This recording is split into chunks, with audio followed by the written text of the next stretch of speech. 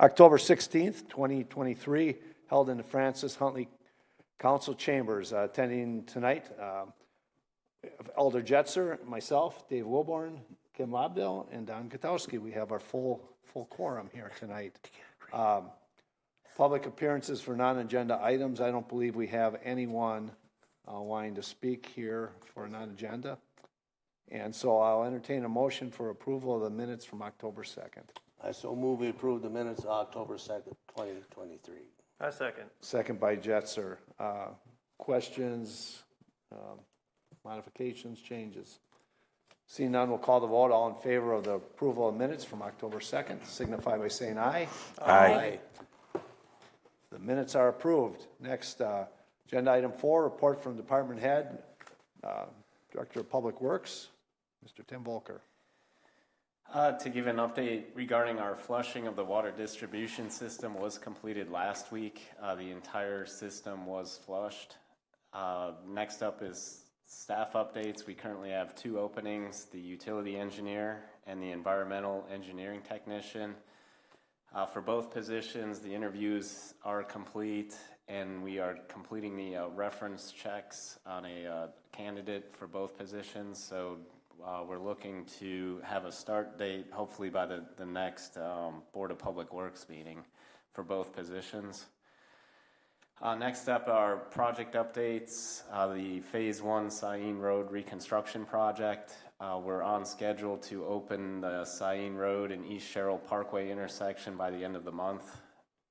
Both the Sain and Lacey intersection and Sain and East Sherrill Parkway intersection will be stop sign controlled till about mid-November. That's when we're anticipating the traffic signals to become operational for that project. Next up is the Lacey Road Seminole Highway reconstruction project. All the curb, sidewalk, and bike paths are complete. The first layer of asphalt has been installed from Seminole to Commerce Park Drive. What remains is the surface layer of asphalt from Seminole to Commerce, and then all the paving from Commerce to Fitchburg. So we're still on track, and also the signage and pavement markings remain. We remain on schedule to have that opened November 17th. Next up is our street resurfacing project. We're continuing paving roads throughout the city, replacing the curb and gutter and driveways, and that contract is supposed to be completed by October 31st, so we are also on track for that. Our sidewalk replacement project, that contract was awarded at the last Common Council meeting. We had a pre-construction meeting on Friday, October 13th. And the contractor will start removing the existing sidewalk this Thursday, October 19th. And the completion date for that project, I believe, is December 2023. And then our Greenway Cross Stormwater Sewer project, the lead time to get structures from the county materials is pushing up against us having the asphalt installed before the cold weather comes. So we decided to delay that project till spring 2024. That way we don't have an open cut road with gravel through winter. And the new substantial completion date for that project would be June 1st, 2024. So we'd look to start that project first thing in spring 2024 and then have it wrapped up come June 2024. With that, does anyone have any questions? I'll let the board go first. I don't have any. Tim, we had an email about Sain Road and moving out to 2025. Can you update the board on what's driving that? Your email indicates we had to move it out, and then indicate we had to move it out or we're going to lose a grant or funding, and maybe you can explain that to the board. Yeah, here. so on the north end of that project, which is Phase 3, specifically with the McCoy. Phase 3 is from West Clayton Road to north of McCoy Road, so that intersection we needed to realign.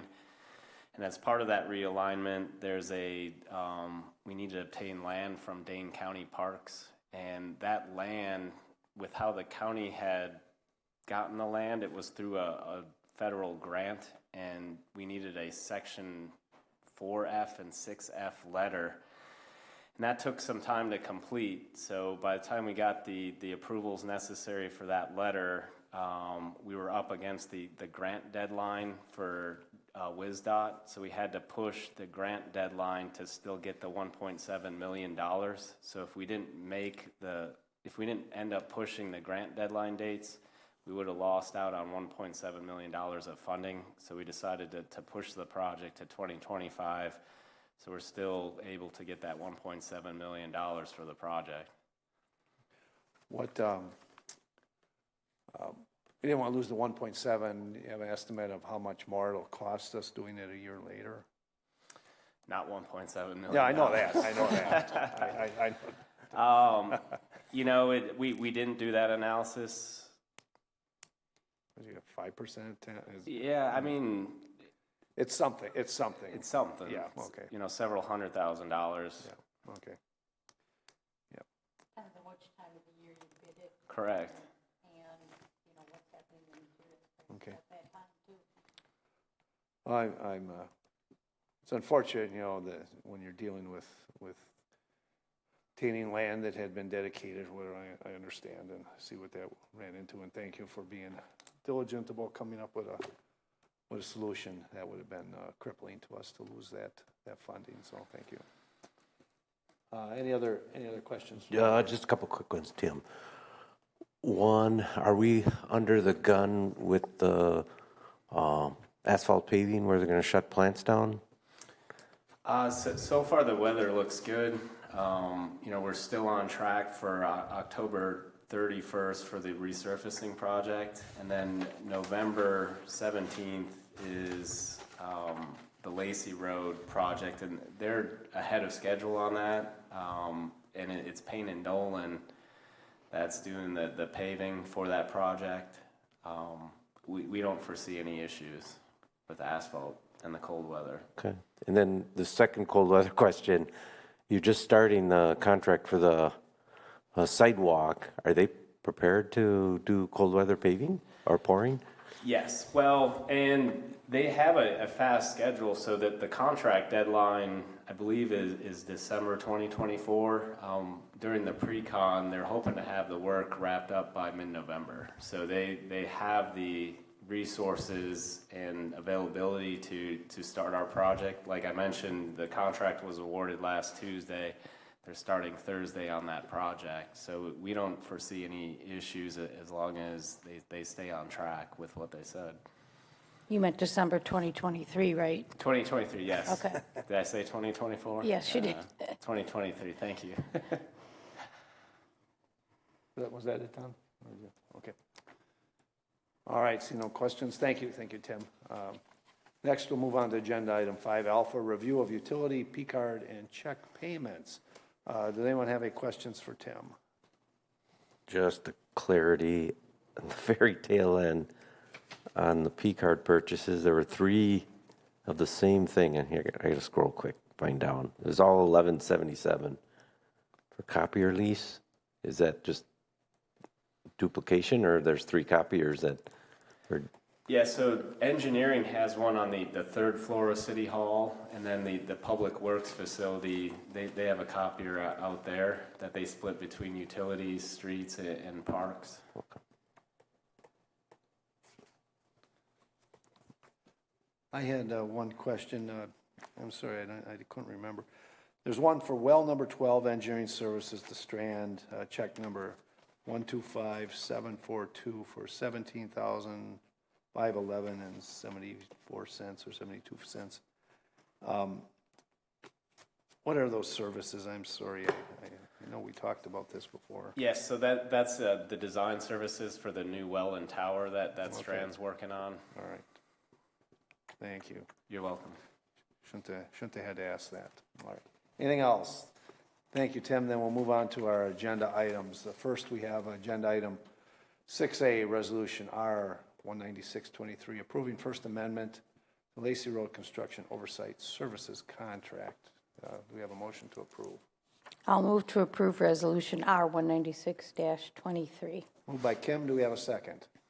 Second. Second by Alder Jetser. As I read through this, Tim, it sounded like some of we were planning on using, using the company as former city engineer, and we had to use them on another project. Did I use up some of our hours on here as I'm reading that? Or Yeah, did so we have to use them for activities that we didn't plan? It indicates, during that time we were short staff. So this is for construction services for the Lacey Road reconstruction project. When the city had executed this back in February,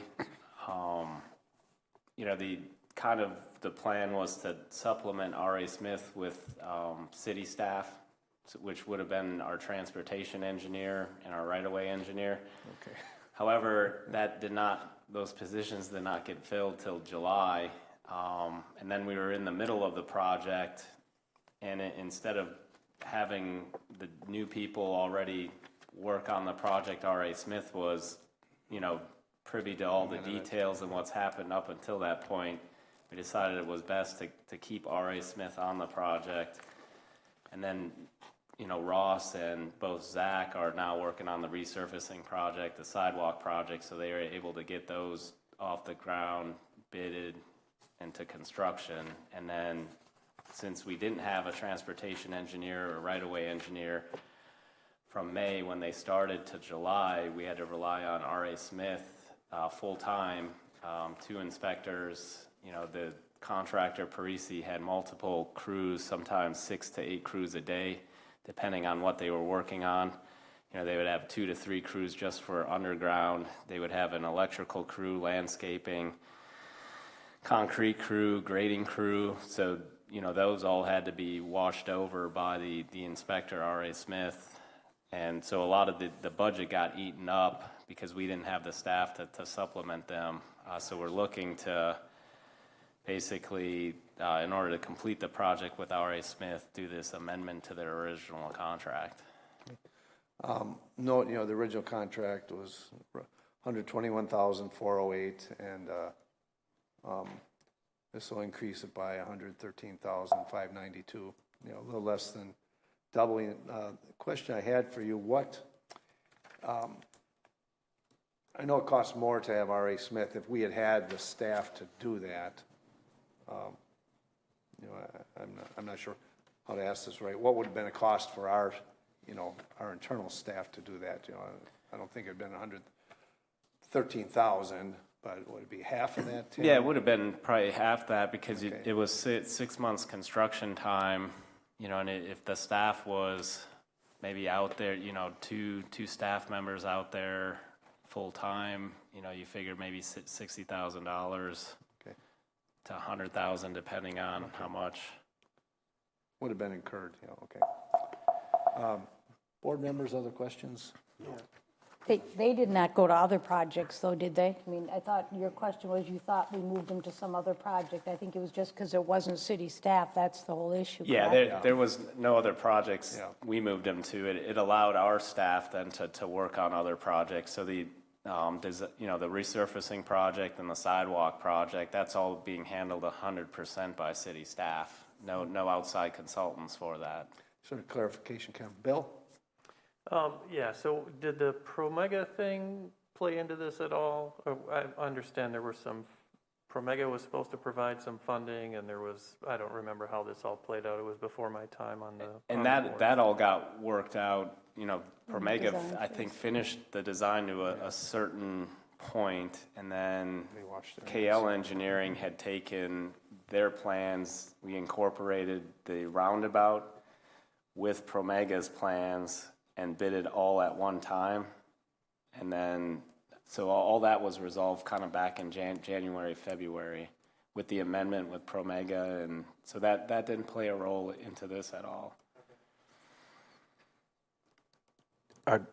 Tim, are these the actual hours they put in? Because when I was looking at it, it's a mix of what they bid it as, and it was accelerated now.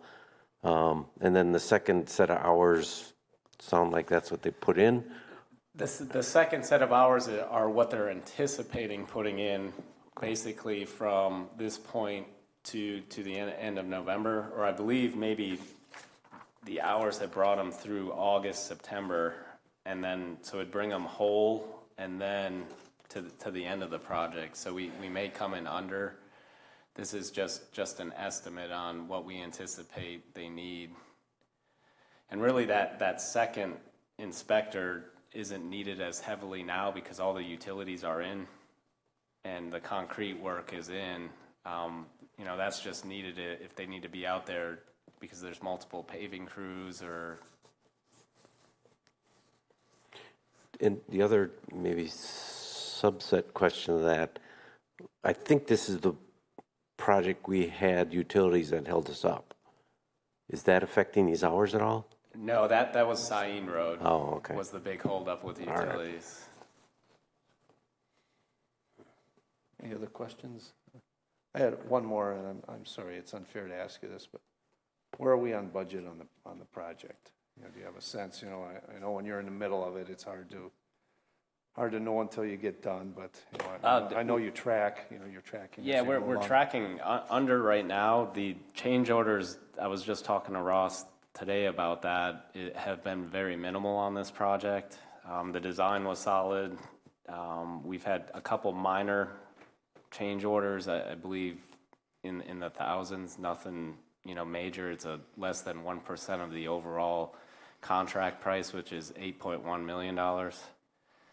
So that's very good for a project this size. I guess it was the good engineering on that.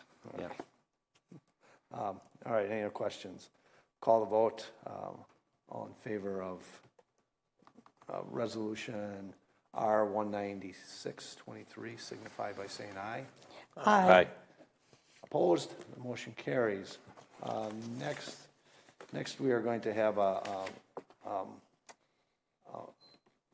resolution, and what I'd like to do is we'll move it for approval. I'd like Tim to give a briefing, then we'll invite Paul and Patrick to come up and speak, and then we'll have some discussion. I don't see Alder Allen being able to get in for Zoom.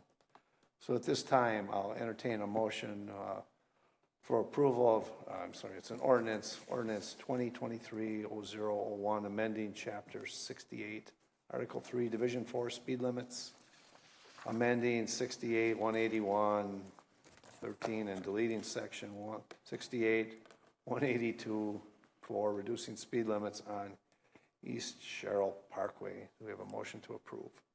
I'll move approval on ordinance I'll second it. 23-021. Moved by Alder Jetser, second by Dave Wilborn. It's green. Can you hear me now? I could hear him fine. I could hear him before. All right, Tim, give us a rundown on this. Yes, so this ordinance is a revision that will lower the speed limit on Sherrill Parkway from the roundabout at Fahey Glen to the roundabout at Lacey Road. So the segment of East Sherrill Parkway from Sain to the roundabout at Lacey is currently 30 miles per hour. So this will lower it to 25 miles per hour. And then the segment of roadway from Fahey Glen roundabout to Sain is 35 miles per hour. So that segment would be lowered from 35 to 25. Say that one more time. I got lost in the sections. So I'll start from the west end. So from Okay, that's Fahey easy. Glen roundabout to Yep. Sain Road, east to Sain, Yes, okay. is currently 35 miles per hour. Yep. And that will be lowered to 25 miles per hour. And then from the Sain intersection with East Sherrill Parkway, east to the Lacey roundabout is currently 30 miles per hour. So that's on the other- That'd be that's on lowered other lowered side to of- 25 Okay. miles per hour. That's across. So it'll all be 25. All would be 25. Okay. All right, Patrick, I'll let you come, and then Paul. Or if you both want to come up, then you, one on each side. All right. Hey, state your name and address again for the record.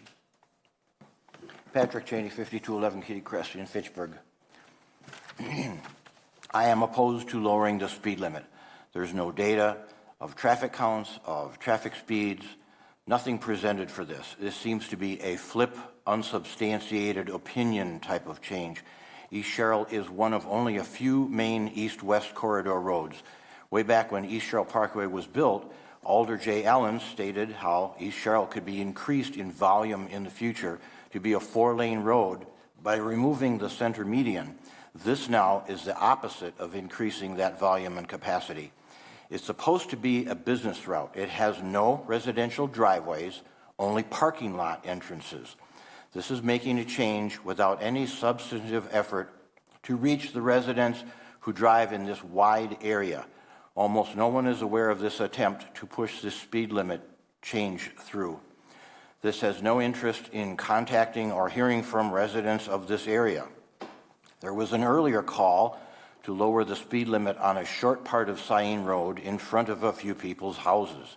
That was also a bad idea as an isolated pocket of low speed. It just creates a speed trap and confusion. This is not considering what the majority of all the people around here would want. It is similar to the engineering company designing and managing the South Cyene reconstruction project for ignoring and not listening to public input, still going ahead with their plan anyway. No roundabout. Lowering the speed limit on East Sherrill for this long distance only makes drivers avoid East Sherrill and go use the other few east-west roads. They're next likely to go use is Lacey Road. Others could possibly be Irish Lane or Post Road. I think that Board of Public Works member Dave Wilborn might agree that Lacey Road residents do not want East Sherrill traffic pushed over onto Lacey Road. I know residents on and around Irish Lane who already say traffic on Irish Lane is too much and too fast. This makes that worse for them. Everyone living on some road wants all traffic to go somewhere else. And those somewhere else don't want it in front of them either. Better to equalize the speed and volume on all roads, making them all similar, and traffic will average out. I have heard many traffic engineers state that a bad condition is traffic traveling at widely various speeds.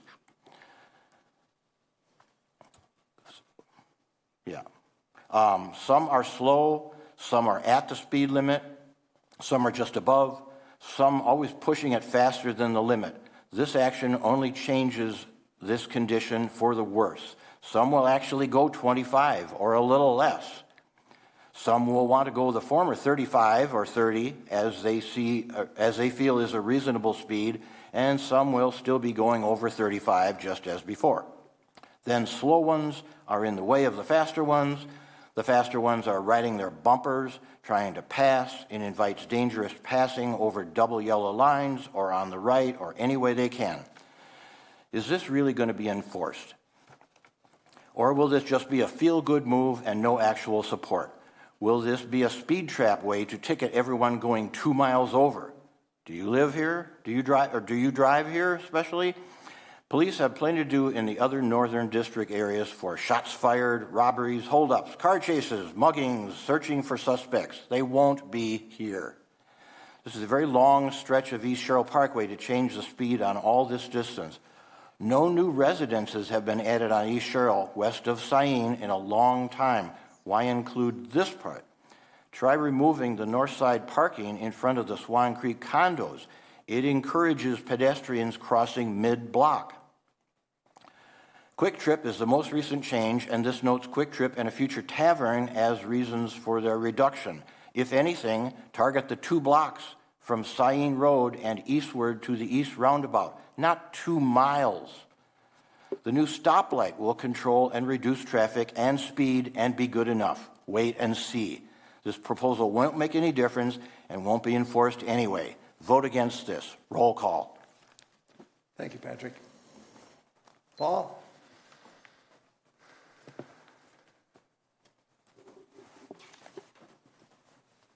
I live in Fitchburg, out in the rural area. I live in the Autobahn of Irish Lane. I have now talked to the police department about taking the stop sign down. They don't stop. And it's hilarious that everybody from the north comes down to Irish Lane because they can go from Sain and Irish Lane to Fitchburg Road in 5.2 seconds. I mean, it's flat ass out. So don't think that you guys should be sitting there trying to figure out lowering speed limits. I've been told that you can't stop full traffic. That's how come Irish Lane can't be low, our traffic can't, the speed limit can't be stopped. You can't put more stop signs on Irish Lane either, because one of the aldermen and past mayors, that's a thoroughfare road. You can't slow traffic down. Well, and the Fitchburg Police Department said they can't be out on Irish Lane all the time. And when they are, they're amazed at the speed that they come through. So if you guys are worried about Cheryl, I would never lower the speed limit. Put the pedestrian walk the flashing yellow lights. It's against the law to drive through the flashing yellow lights when there's someone there. And if you really want to figure that out, go to Stoughton. The Stoughton Police Department, they hate people driving through flashing yellow walkways. They never changed the speed limit. Their speed limit's always been the same. And the people have now figured out, I mean, you've got to kind of train people that they can only cross the crosswalk and push the button for the yellow thing, and they can walk across. And see, when they put that intersection in for Quick Trip, I wanted one on all streets. So anybody anywhere on that corner can walk across and go to Quick Trip without worrying about getting smucked. But I am terribly against lowering the speed limit because like with Irish Lane, they don't pay attention. Because they actually did lower the speed limit on Irish Lane to 35. But if I go from my house up to Fitchburg Road, I have to pull over and let the guys behind me fly by. And I'm going 35. We've had the state patrol out there clocking them at over 60. And I've known now a couple of guys on the Dane County Sheriff's, and I just kind of tell them, I says, when you're going down Fitchburg Road, I says, take a hike down Irish Lane. Because sometimes people see an officer with a car, where did he come from? But I am definitely against slowing down the traffic on Cheryl. Let's get pedestrian walkways, and because even if you slow it down to 10 miles an hour, there ain't going to be anybody doing it. So just leave it alone and put those flashing yellow lights on. I don't, because you can change the speed limit to anything and people are going to drive like hell. So I thank you guys very much. Thank you, Paul. Okay. I'll open it up to Alder Allen would like to speak. He's via Zoom. Hey, good evening, everyone. How are you? Doing fine. So the reason I sponsored this ordinance revision is having represented this area now for many, many years and being back on the council now for the last 3, I have heard many complaints from residents on Sherrill Parkway and on the adjacent roads that there's just people are just driving too fast for a residential neighborhood. And despite what Patrick said, this is a residential neighborhood. There's a lot of people who live along this road. There are people who are walking in the neighborhood all the time. And one of the big areas of conflict is the where the row houses are. There's driveways that go down underneath those row houses.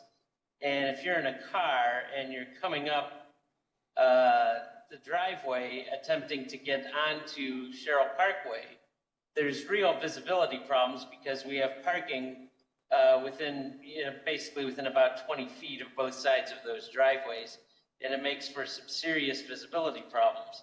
So if people were driving a little bit slower, it would provide for more time for the people attempting to get out of the parking lot. So this has been something that has been requested by the neighbors for a long time. And that's why I proposed this ordinance revision. Transportation and Transit approved it last week. And I would urge you to approve it tonight. That's all I have. Thank you, Jay. I would note I have a letter from James Holmes, who lives on East Sherrill, and he is opposed to this. States he's lived here most of his adult life, raised his family here, and does not see the need to lower it. He's on the west side of Sain Road. He opposes lowering it. I would add, I received no. The chairman of the Board of Public Works have been on this many times. I received. That was the only thing I received from a resident. They're not my constituents. As Jay mentioned, he would hear from them more, but people are not shy about calling me and emailing me and playing. So that was the only one I had.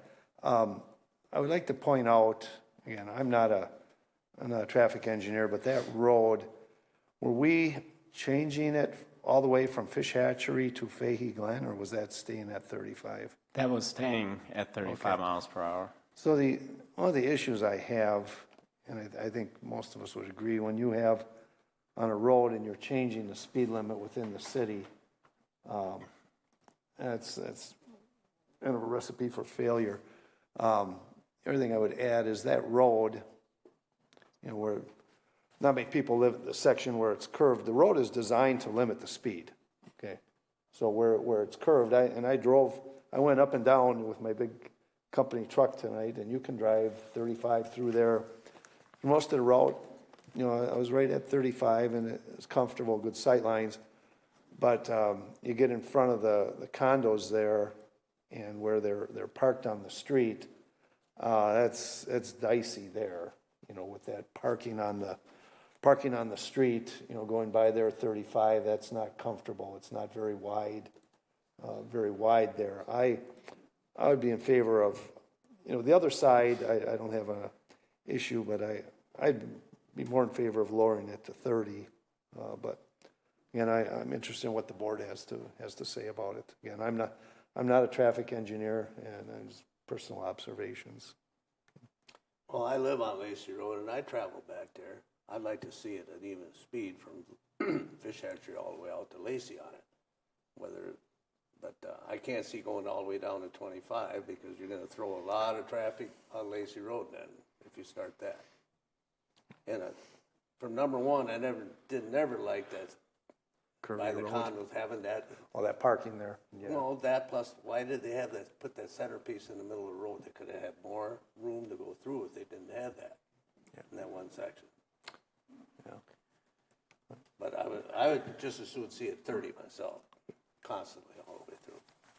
Would like to go on Bill? Yeah,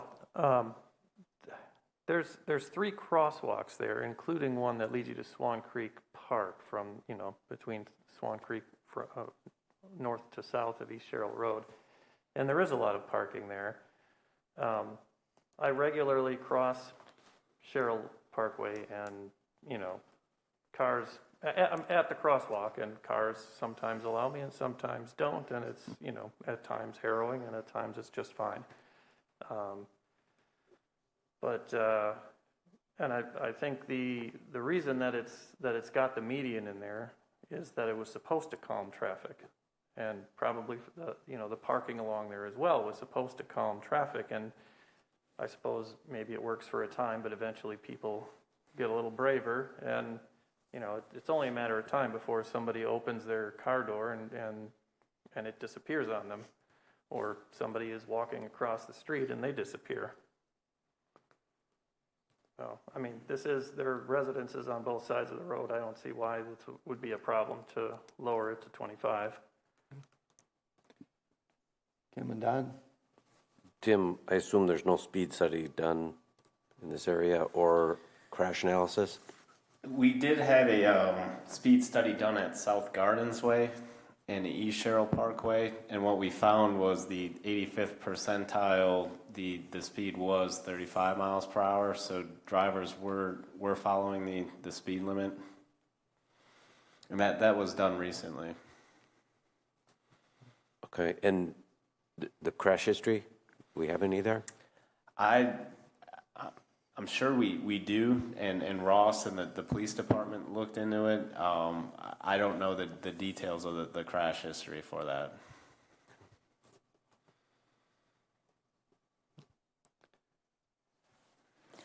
Where is South Gardens Way? Which portion of this is that on? So that would be west of the Sain Road intersection. West, okay.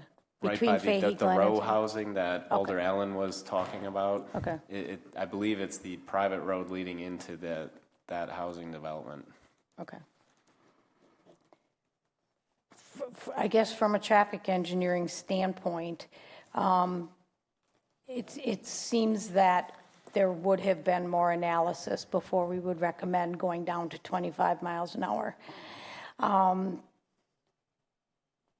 To get actual data and to get, that should have been included in here, I would guess, in order for us to make an educated, intelligent recommendation, I guess. We worked on the Lacey interchange with 14 and talked a lot with the Department of Transportation at that point in time because the city of Fitchburg wanted that to be a East Sherrill interchange and not a Lacey Road interchange. And the DOT would not allow that because East Sherrill was, pretty much ends at Fish Hatchery Road, whereas Lacey was continuous in their minds all the way to Fitch-Rona Road and should have been designed, to handle more traffic. But, East Sherrill and the argument the city of Fitchburg made at that point in time was, there are no private residence driveways on East Sherrill Road because it was designed to handle the traffic from Fish Hatchery to Sain and out to Lacey. And everybody here is correct that the reason they allowed parking on it and put the median in was traffic calming. Excuse me. They assumed that if there's a lot of people parked there and the road feels narrow or with the median and that, you drive what you're comfortable with. You don't just drive all the way through there. I can see there is a lot of parking by those row houses, and talking about going into the complex driveways to go into the underground parking. To me, if the visibility if that is an issue there, maybe 20 feet, 25 feet, 30 feet on each side of that driveway should be striped for no parking to allow more visibility. We try to encourage people to do their crossing of East Sherrill at the crosswalks rather than mid-block. But I can see when people park there and they live across the other way, they're just going to run, the closest area that they can. But like you said, there are 3 crosswalks specifically designed for that. So in my opinion, to take it down to 25, I don't think that people are going to drive 25 just because we're reducing the speed limit to 25.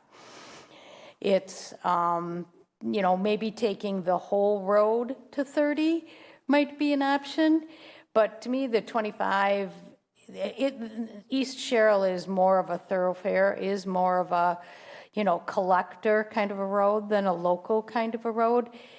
Taking it down to 25 without the proper studies and documentation and crash histories and those kinds of things, I think is too much. Now, maybe if you take it to 30, you only have to do the half because the other half already is 30, correct? Correct. Yeah. I could see that maybe being a more viable option than going down to 25. I agree with you very much.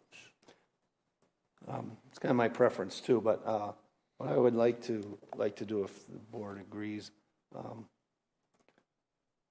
I'd like to table this till the next meeting and ask if the police department can provide the crash history on that section of road just for us to look at. Don mentioned real comprehensive speed study, but the crash history, I'm I think 30 would be the best solution here, but, Kim? I was going to say, a lot of times on speed studies, the 85th percentile, when you're looking to reduce the speed limit, the 85th percentile is significantly higher than what the posted speed limit is. And the fact that your 85th percentile is at 35, which is what the speed limit is, means to me, without having, you know, any more background data, but my generalization would be that, you know, people aren't going 45 or whatever higher than that.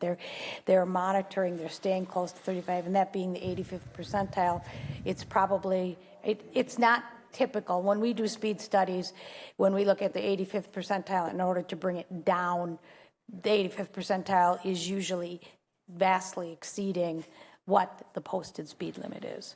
So the fact that it isn't vastly higher than the posted speed limit, to me, just generally indicates that it's not a huge problem. So I heard, Bill, go ahead.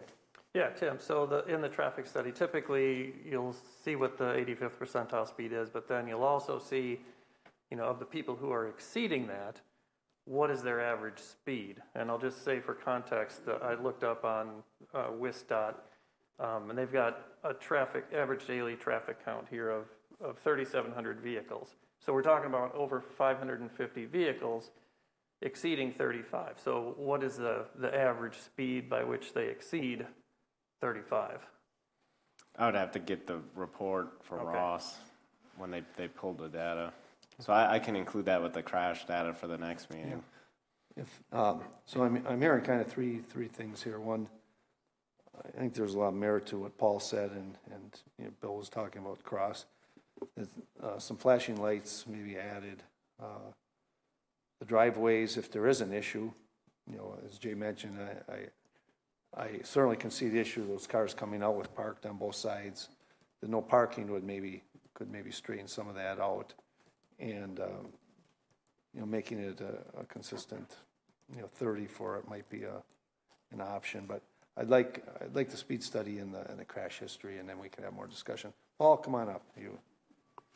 While he's coming up, Tim, it would be nice to know if we have any other vision triangle issues, that whatever was built when it was built wasn't built to that speed standard. So it'd be nice to know if even the intersections have vision triangle issues based on the current speed. I just want to make a little note then that, yes.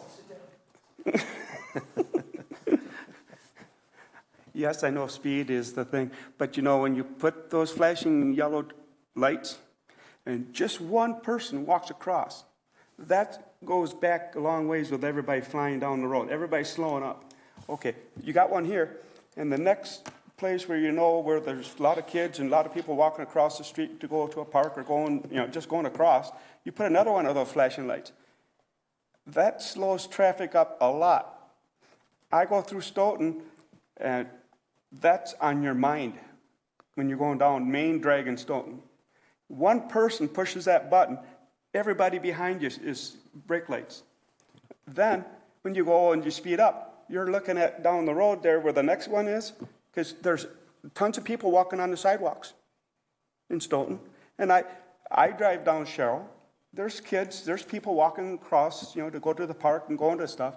But I think you can curtail a lot of the speed by having people going, oh, it's safe to cross the road right here where the lights are. And I think a lot of people will learn that you can't go, you know, super fast down Sherrill because who knows where the kids are or who the people are. Thank you, Paul. Yeah. Good comment.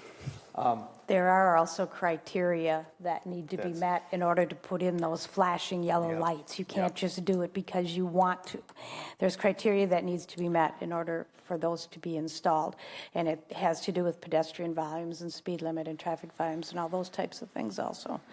It isn't the be-all, end-all. you know, if you have them there, and pedestrians, as we saw on McKee Road, if they're, and even on Seminole Highway, if they're reluctant to push that button, it causes more confusion. If they don't push the button and people stop and let them go through, then the other people don't see the yellow lights, then they're up against the person who did stop. And, you know, there are useful cases. I'm not saying that it's, you know, don't ever put them in, but you have to be aware there are criteria that needs to be met before those are installed. You can't just say, oh, we think this would be good here because it'll slow down traffic.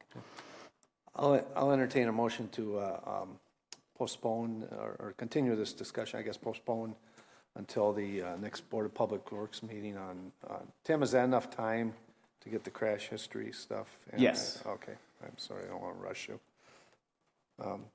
Entertain a motion to postpone this till November 6th. I'll make that motion. Moved by Kim, do we have a second? I'll second it. Second by Dave. We'll call the vote. All in favor of postponement till November 6th, signify by saying aye. Aye.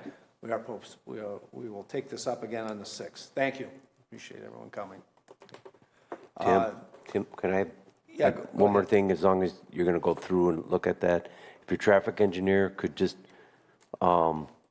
think of other traffic calming techniques. We're just focused on a few that were popped up, but Absolutely. they may have something else in mind.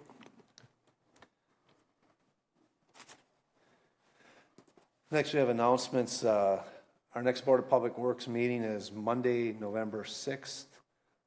That's set. And then the second meeting would be the 20th. So I'd like to ask is, Tim, can you be here the 20th? I know sometimes limited availability that week. Yes, I'm available. You would be here. What about other board members? I'll be here. Okay. Bill? All right. I think I will. I might be hunting. If not, Alder Jetzer can fill in for me. All right, so next board is November 6th, and we'll have the second meeting in November on the 20th. I'll entertain a motion to adjourn. So moved. Moved by Kim. Do we have a second? Second. All in favor of adjournment signify by saying aye. Aye. Aye. We are adjourned at 6:17. Thank you, everyone.